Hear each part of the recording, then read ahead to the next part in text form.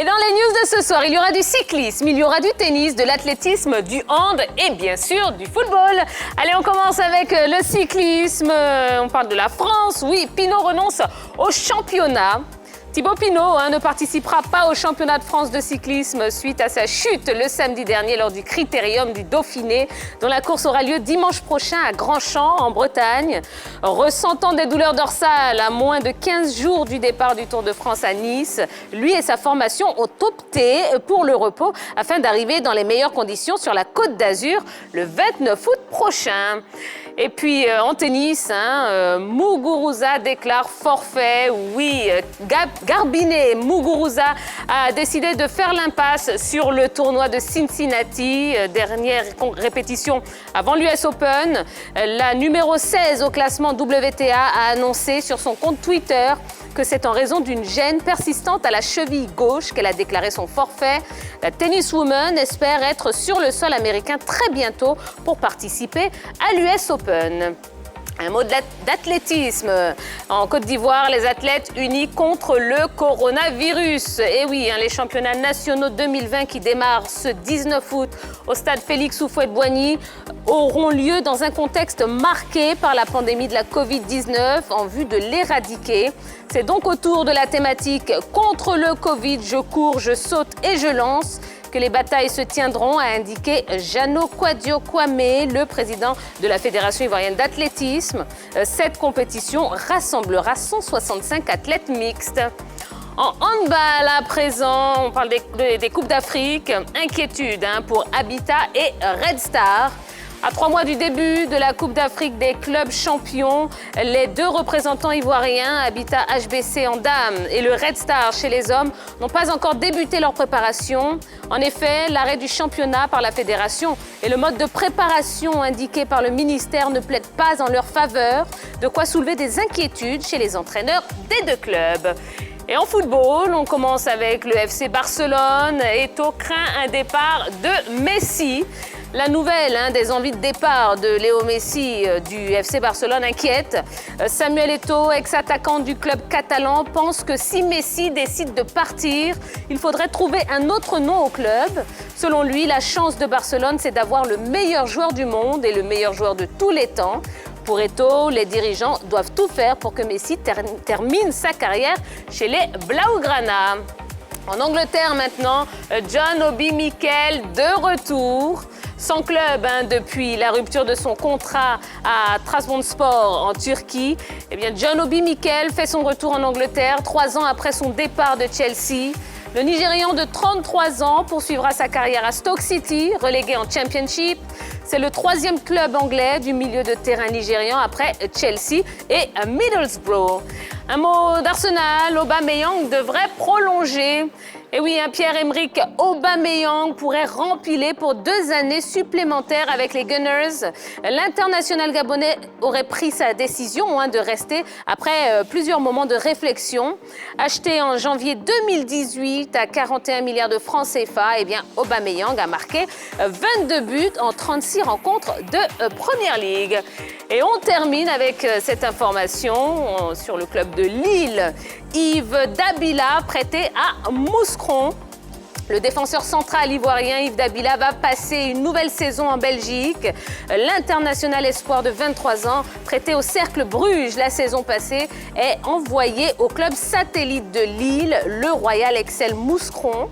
Dabila, sous contrat jusqu'en 2023, avait été recruté gratuitement en provenance de Monaco en 2017.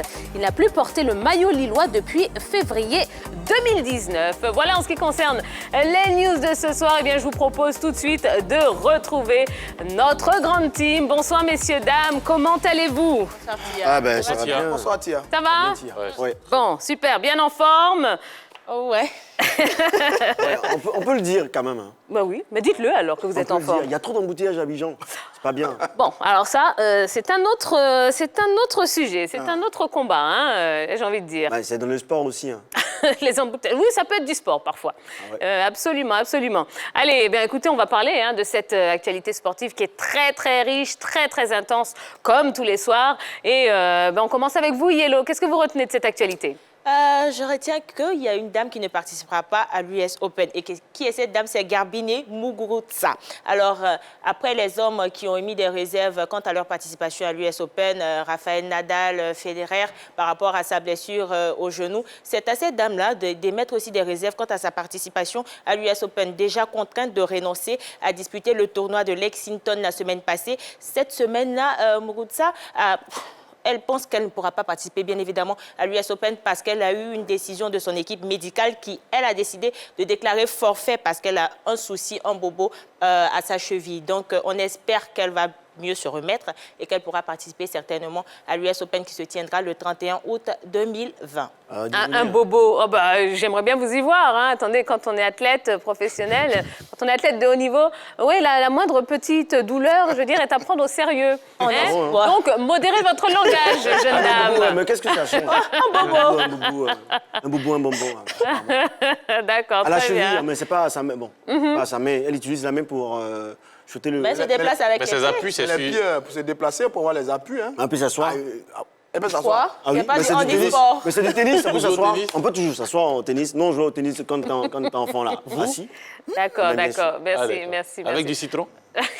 Marie-Joëlle, vous exagérez à un moment donné. Il faudrait s'arrêter. Bon, ben justement, allez, on reste avec vous, mon Jojo.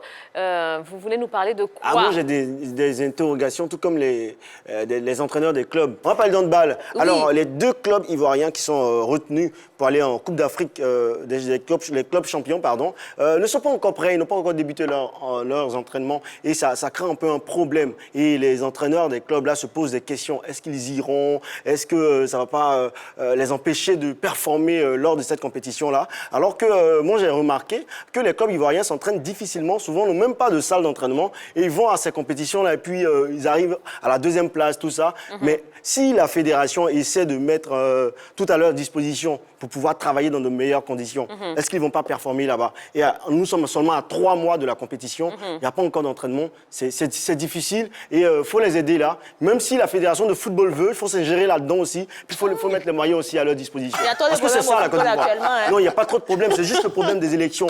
On a pris vous charger. Et si on pouvait nous se décharger en aidant ces jeunes dames voilà, de l'habitat handball club, ça allait beaucoup les aider. Au lieu de se poser des questions qui va être président, qui va pas être président, qui va être vice-président, ça, c'est pas un problème. Parler des petites filles là qui sont très bien.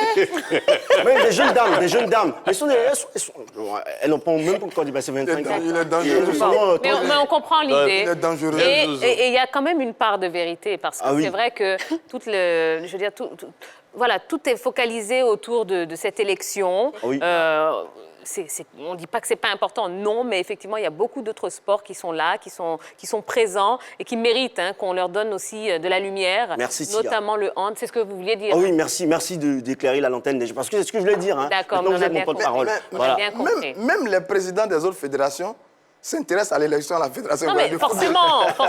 forcément. Mais je veux dire, le monde ne s'arrête pas de tourner à cause de l'élection du futur président de la Fédération de football. Et Quoi. pour compléter avec Jojo, il faut savoir que quand nous avons interrogé le président de la Fédération ivoirienne de handball, Dr Karaboué, il a dit que voilà, ils avaient donné des programmes physiques aux différentes équipes pour pouvoir s'entraîner bien avant que voilà, on puisse donner l'ouverture de façon officielle pour la pratique du sport au niveau de la Côte d'Ivoire. Le championnat national au niveau de l'athlétisme, il y a eu le stade Félix Houphouët-Boigny qui avait été retenu. Ensuite, le Parc des Sports, le Champrou. Finalement, ils se sont retrouvés à l'INJS et l'information est tombée tout à l'heure avant, bien sûr, que nous commencions notre émission. Oui. Donc voilà, c'est l'INJS qui finalement a été retenu par la Fédération ivoirienne d'athlétisme pour cette reprise au niveau de cette instance. Et puis, demain, on aura les yeux quand même rivés sur, je dirais, les deux compétitions phares au niveau de l'athlétisme en Côte d'Ivoire, le 100 mètres et le 200 mètres. Et quand même, c'est vrai, il faut chercher des nouveaux Marie-Josée Talou, des nouvelles Marie-Josée Talou, des nouvelles Muriel Aouré, des nouveaux Atu Sissé Gueux. Et on aura les yeux rivés sur Kemonsiei Iris au niveau des dames, au 100 mètres et 200 mètres. Et Kwasi Ndableja au niveau des hommes. On aura au 100 mètres Ngoran Néhémie, Kwame Ange Daniel, Diomandé Ibrahim. Et aux 200 mètres, on aura Alokwa Jean-Marc. Donc demain, tout le monde du côté de l'INJS pour suivre nos nouveaux champions et qui peut-être dans quelques années vont représenter la Côte d'Ivoire dans les compétitions internationales. Eh bien, très bien. Eh bien, très bien. Ah oui, oui c'est Très, très bonne très bonne ça me nouvelle. faisait penser à quelque chose, hein, tiens. Oui, Mais tout le monde sait courir. Hein. Faut mettre un chien derrière tout le monde et vous verrez. On va tous être champions du 100 mètres. Absolument. Je me rappelle encore. Je suis d'accord avec vous. Allez, Roger Stéphane. J'espère que je vais y arriver. On va parler de deux monuments du football mondial. L'un en activité qui s'appelle Lionel Messi et l'un à la retraite depuis peu qui est Samuel Eto'o fils. Oui. Eto'o dit ceci de Messi: j'aime Messi comme mon fils et je veux le meilleur pour lui. Il le considère d'ailleurs comme le meilleur joueur du monde en ce moment et l'un des meilleurs joueurs de tous les temps. Bon, là, c'est un peu compliqué, tout le temps, c'est discutable. Mais en tout cas, Eto'o a beaucoup de respect pour Lionel Messi. Et le départ annoncé, qui fait grand bruit en ce moment du côté de l'Espagne par rapport donc, à Messi, inquiète un peu Samuel Eto'o, qui estime que Messi ne doit pas quitter l'équipe du Barça. Messi se confond au Barça.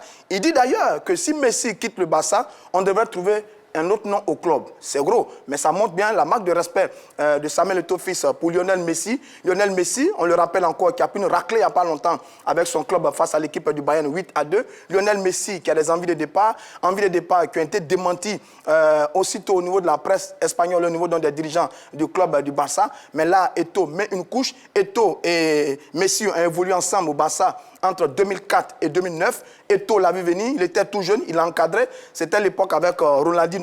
Ils ont encadré Messi. Aujourd'hui, Messi est devenu un géant à 33 ans. Il a quasiment tout gagné avec cette équipe du Barça. Et Samuel Eto'o fils n'a pas envie de le voir quitter le Barça. Il estime que les dirigeants du Barça doivent tout faire pour garder la Pulga dans leur effectif. Un géant par le talent, évidemment. Oui, un géant par le talent. Pas la taille. Pas la taille.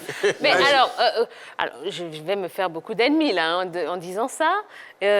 Connaissant quand même Samuel Eto'o qui peut être assez pointu dans ses propos, quand il dit le club devrait changer de nom en cas de départ de Messi, est-ce que quelque part c'est pas une façon pour lui de dénoncer la dépendance du club vis-à-vis de Léo Messi? Ben, c'est exactement ça, vous avez vu juste. Messi se confond au Barça depuis de nombreuses années, depuis presque 16 ans aujourd'hui. Le Barça tourne autour de Messi. Quand Messi est en forme, le Barça est en forme. Quand Messi a une tour, le Barça a la tour. Et donc, c'est exactement ça que dit Samuel Eto'o fils. D'ailleurs, il connaît le garçon. Il a vu venir. Il était très doué à la Masia quand on le préparait. Sur ses premiers débuts, il était exceptionnel. Parmi les géants qui étaient à l'époque, Ronaldinho et autres Messi et autres Eto'o. Il n'a pas mis du temps à s'imposer. Aujourd'hui, il est né des géants. Cette année, il a 33 ans. Il a marqué 31 buts en 44 matchs. C'est lui encore. Malheureusement, il n'a pas bien terminé cette saison avec le Barça. Donc, naturellement, le Barça a été en difficulté. Mais là, Eto'o a raison. C'est une reconnaissance à l'un des meilleurs joueurs au monde, peut-être le plus grand de ces 10 dernières années. Mais en tout cas, comme vous le dites si bien, c'est un bel hommage que Samuel Eto'o fils est en train de rendre à Lionel Messi. Est-ce que ce n'est pas un hommage de trop? Parce que dire qu'on doit changer le nom du club. Avant Messi, il y a eu Ronaldinho, il y a eu Eto'o lui-même. Il y en a beaucoup quand même. Il y en a beaucoup. Mais au Real de Madrid, on a eu Ronaldo, Cristiano Ronaldo. Il est maintenant à la Juventus. Mais le Real continue d'être premier du championnat. À un moment donné aussi, il ne faudrait pas qu'on calque l'image d'un club sur un club. Non, c'est juste. Sinon, Messi, il est très fort. Mais on ne va pas remettre en cause la bonne foi des autres aussi. Bon, dans tous les cas, le club ne changera pas de nom. Non. Que Messi parte ou pas, le club ne changera pas de nom. Oui, ça va rester Barça, le football club de Barcelone, le mythique Barça avec son fameux Blaugrana. D'ailleurs, au sein du club, il y a des mouvements en ce moment. Parce que Eric Abidal, le directeur sportif, j'ai appris à l'instant, a été limogé. Suite donc au limogeage de Kike Setien, ça fait beaucoup. Est-ce que Messi va suivre? On croise les doigts, on attend de voir ce que ça va donner. Gervinho aussi ira là-bas. Au Barça? Oui, Gervinho. D'accord. Bon, très bien, c'est tout ce qu'on peut lui souhaiter. Allez, voilà ce qu'on pouvait dire concernant donc, cette actualité sportive. Je vais vous donner maintenant la question fil rouge. Oui, j'ai fini de faire du suspense, c'est bon. La question fil rouge de ce soir, donc, elle est consacrée donc, à Wilfried Zaha. Justement, donc Wilfried Zaha va-t-il finalement quitter Crystal Palace lors de ce mercato? Allez, on continue et on va passer au focus de ce soir.